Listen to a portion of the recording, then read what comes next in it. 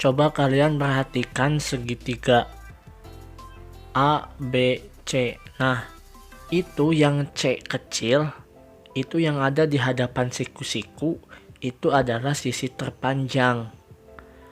Nah, jika ingin mencari sisi terpanjang, maka rumusnya adalah yang pendek ditambah yang pendek, yakni C pangkat 2 sama dengan A pangkat 2 ditambah B pangkat 2.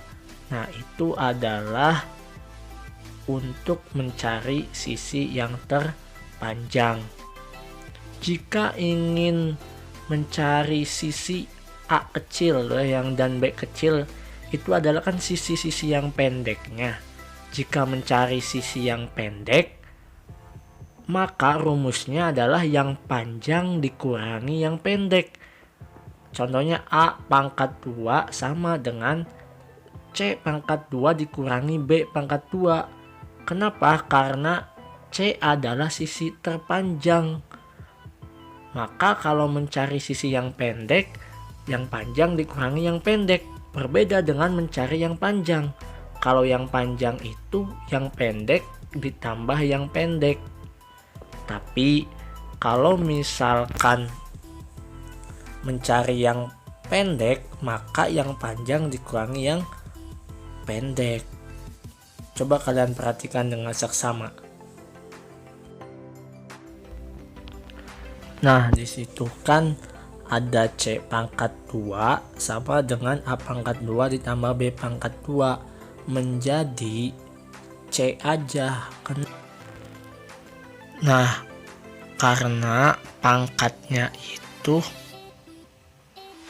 menjadi akar.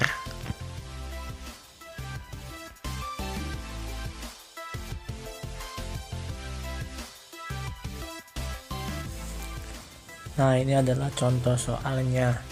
Tentukan nilai C pada gambar di bawah ini. Nah, lihat C. C itu kan sisi terpanjang. Kenapa? Karena yang ada di hadapan siku-siku. Maka rumusnya adalah yang pendek ditambah yang pendek. Kita ingat dalil Pythagoras itu kan kuadrat sisi terpanjang, yakni C pangkat 2 sama dengan kuadrat sisi-sisi sama dengan jumlah kuadrat sisi-sisi lainnya. Berarti sisi lainnya itu kan A sama B, itu dijumlahkan karena C itu adalah sisi terpanjang. Perhatikan, yang A adalah 6, yang B adalah 8. Berarti C pangkat 2 sama dengan 6 pangkat 2 ditambah 8 pangkat 2. 6 pangkat 2 adalah 36 ditambah 8 pangkat 2 adalah 64. Nah, 36 ditambah 64 sama dengan 100. Nah, setelah itu diapakan? Karena di sini masih ada kuadrat, maka harus menjadi akar.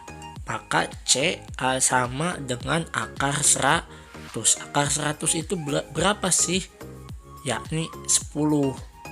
Ingat ya, C pangkat 2 awalnya.